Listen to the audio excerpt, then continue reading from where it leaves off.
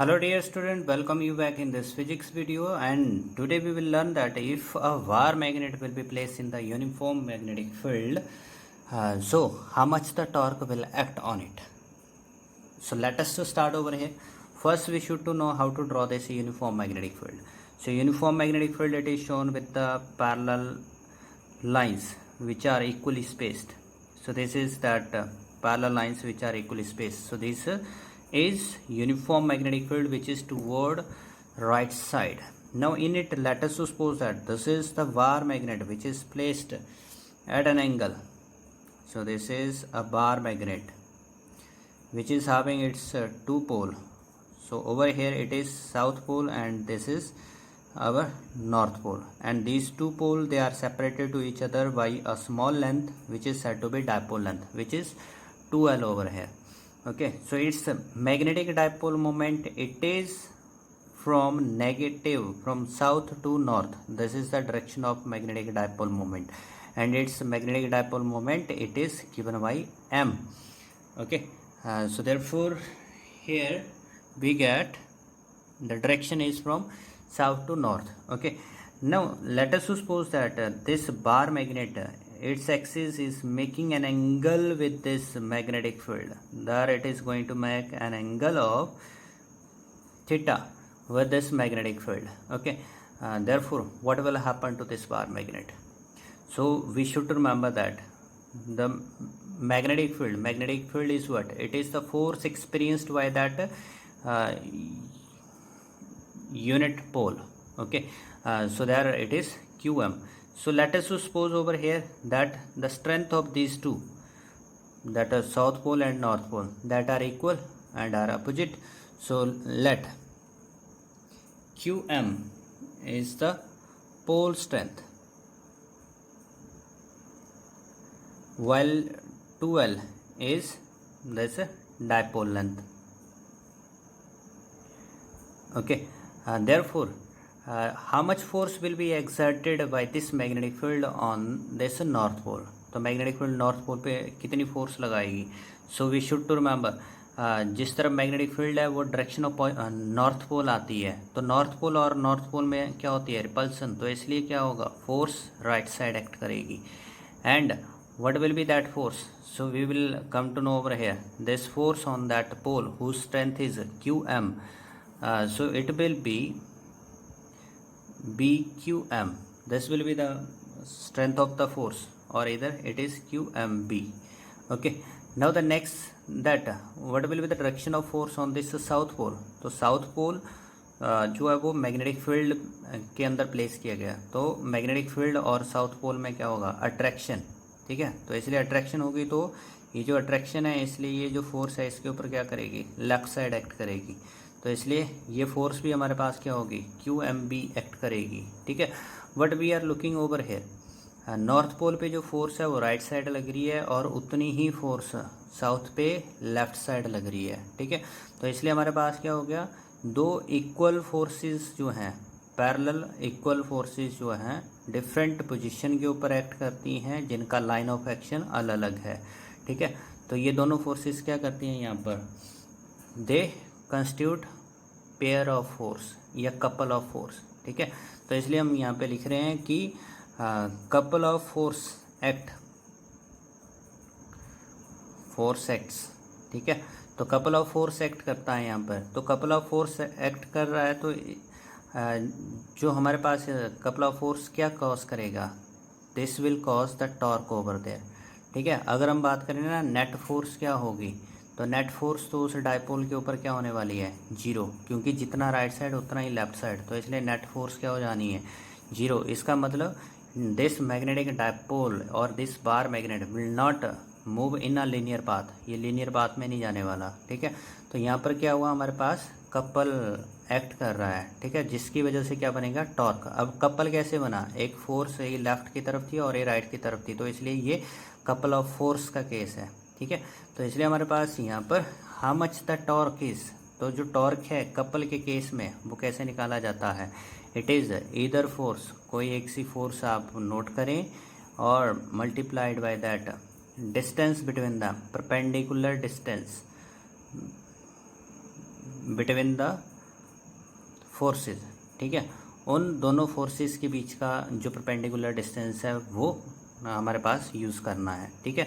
Now over here we are known with one thing, ये जो हमारे पास इधर फोर्स, तो फोर्स का मैग्नीट्यूड कितना आ रहा है यहाँ पे क्यू एम बी, वो भी क्यू एम बी, तो इसलिए इधर फोर्स क्यू एम बी ये आ गया हमारे पास इधर फोर्स का मैग्नीट्यूड इनटू जो परपेंडिकुलर डिस्टेंस है, तो दोनों के बीच का perpendicular distance how we will find out. So draw a perpendicular from this north over here, so this is perpendicular, so let me give this name as p, ठीक है।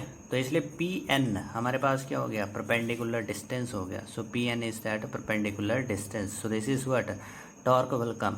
Now we can calculate this value of P N, तो जो find out करना है उसको ऊपर लिखा जाता है, और जो साइड गिवन है तो एस एन गिवन है हमारे पास, so this becomes then perpendicular hypotenuse, so it is sine of the angle, so it is sine theta, ठीक है। तो इसलिए हमारे पास क्या हो गया, पी एन की वैल्यू क्या हो जाएगी, एस एन साइन थीटा, और एस एन के बीच का गैप क्या है, डायपोल लेंथ है होता है, ठीक है। तो इसलिए हमारे पास यहाँ पर जो टॉर्क है, this torque will be Q M B into 2L sine theta, ठीक है, क्योंकि पी एन जो है वो क्या बन गया मेरे पास, S N sine theta that we calculated, and S N was 2L, so thus it is 2L sin theta, okay, so therefore this is the torque. Now you will find over here जो magnetic dipole moment होती है एक magnet की, वो कैसे लिखी जाती है। So this is given by pole strength into that length, ठीक है, ये हमारे पास इस तरह से लिखी गई है, ठीक है। सो ओवर हेयर हमारे पास यहाँ पे ये जो क्यू एम और 2L है, ठीक है, सी दिस वन, ये 2L इसमें है और ये क्यू एम है, सो इट मीन्स इसका जो प्रोडक्ट होगा वो क्या होगा हमारे पास, यहाँ पे ये तो स्केलर फॉर्म में है, इसलिए स्केलर में क्या होगा, ये क्यू एम इंटू 2L, ठीक है, तो इसलिए स्केलर फॉर्म में ये मैग्नेटिक डायपोल मोमेंट बनेगा। So that's I will note it down that torque is equal to Q M into 2L को लिखा m, जो रिमेनिंग टर्म है that is m by sin theta. So this is the formula of calculation that we are having. और in vector notation if you want to note down, तो vector notation में magnetic dipole moment के ऊपर vector लगेगा, magnetic field के ऊपर vector लगेगा, जो साइन थीटा है वो क्रॉस प्रोडक्ट में बदल जाता है, this is in vector notation. So over here we come to know कि अगर एक बार मैग्नेट को मैग्नेटिक फील्ड के अंदर यूनिफॉर्म मैग्नेटिक फील्ड में प्लेस किया तो नेट फोर्स उस पर 0 होगा, तो उस पर एक्ट करता है टॉर्क, और जो टॉर्क है this value is M B sine theta. So theta is the angle between magnetic dipole moment and this magnetic field. Now over here how to find out the direction of torque. So we should to remember कि जो torque है वो clockwise में हमारे पास, when this torque is in clockwise so it is taken as negative, and when it is in anti-clockwise so that time it is taken as positive.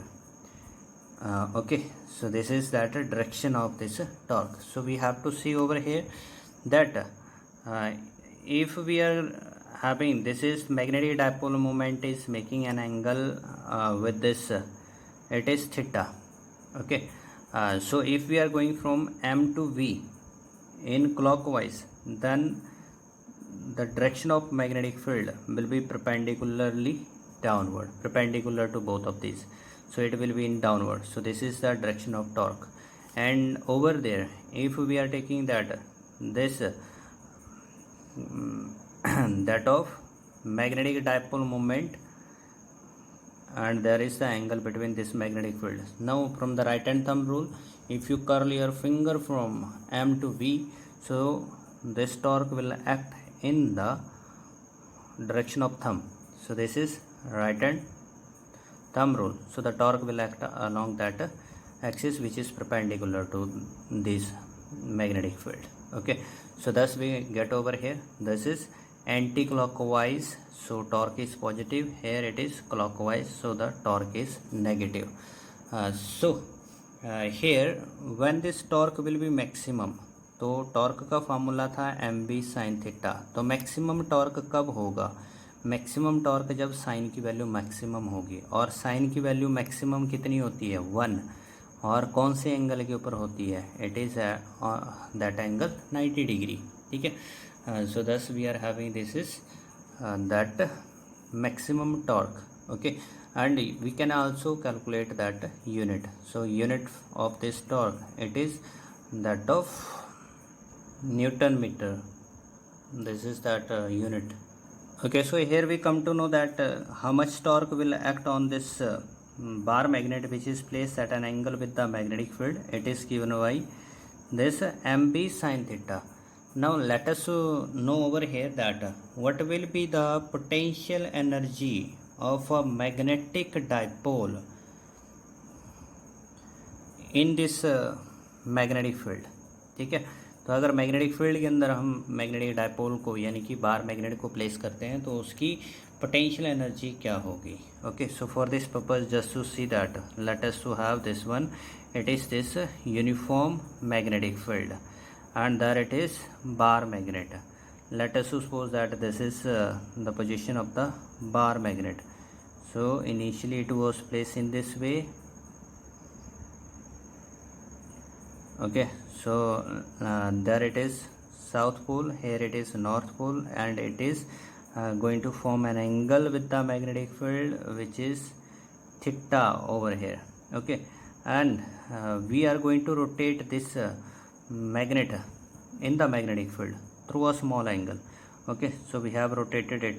Let us suppose that इस magnet को हमने क्या किया, यहाँ पर एक छोटे से एंगल से रोटेट कर दिया. सो this is that new position. So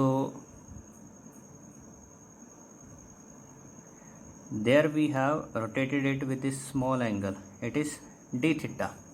okay, तो हमने क्या करना है, पोटेंशियल एनर्जी फाइंड आउट करनी है. तो पोटेंशियल एनर्जी के लिए हम क्या करते हैं, वर्क डन फाइंड आउट करते हैं. So how much is that small work done in rotating this bar magnet through this small angle. So this will be given by force. Rotate करने के लिए कौन सी फोर्स लगती है, टॉर्क. और कौन से एंगुलर डिस्प्लेसमेंट करवा रहे हैं, this is d theta. So this is that small work done which we did to give it a small rotation.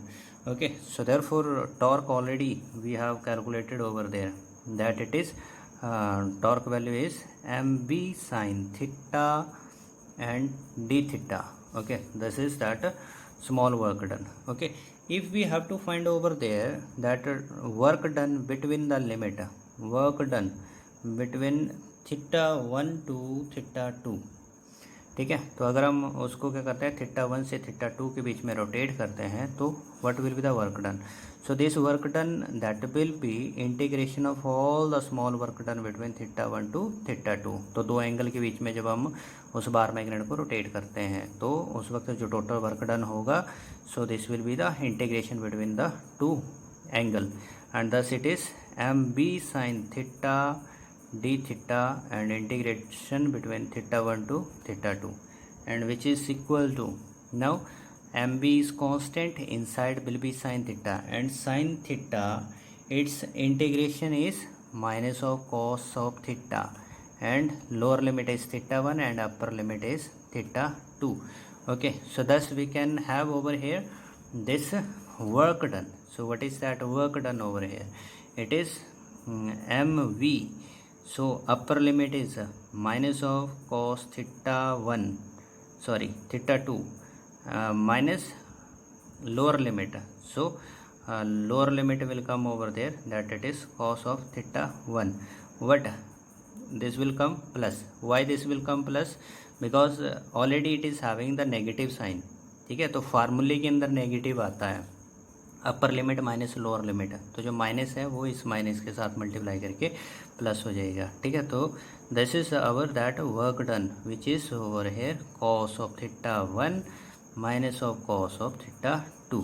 Okay, so this work done get stored in the form of potential energy. ये potential energy की form में store हो जाता है, ये जो work done है. ठीक है, so when you are given the two angle, that time this potential energy will be given by this. And the second case, that special case which we are taking over here, special case की बात करें.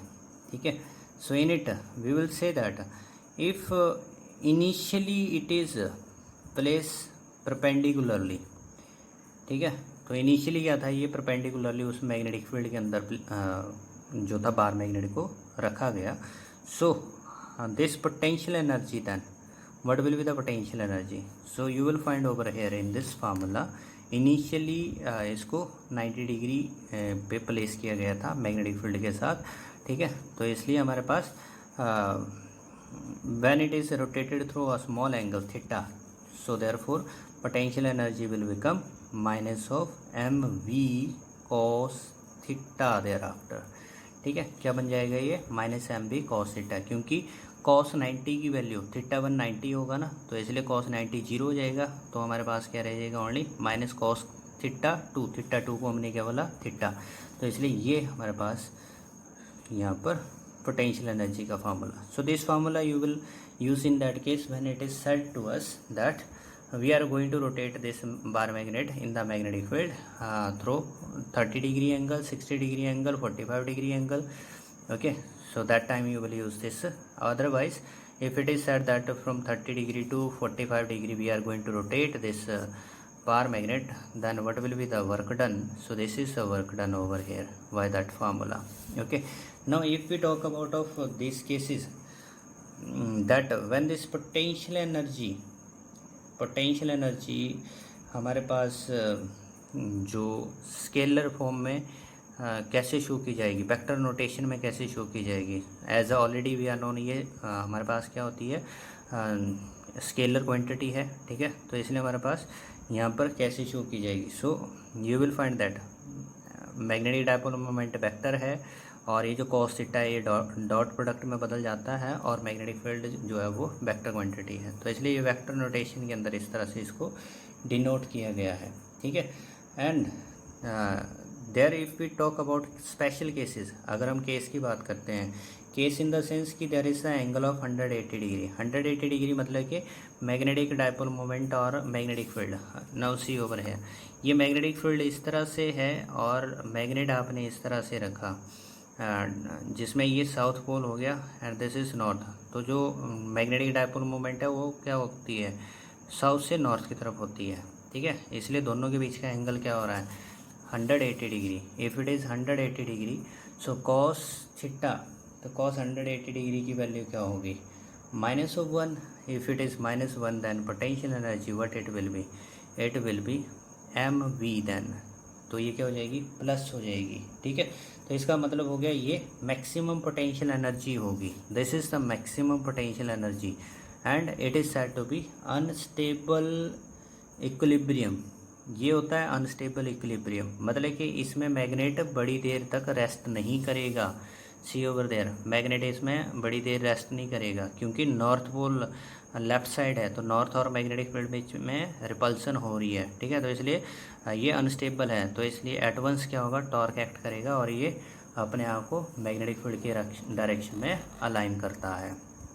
Okay, similarly over there if we talk about that when this potential energy will be minimum, so if angle is 0 degree, तो 0 degree angle होने का मतलब है magnetic field और dipole moment दोनों एक ही तरफ हैं, तो जिससे क्या होगा पोटेंशियल एनर्जी जो है वो माइनस ऑफ एम बी हो जाएगी.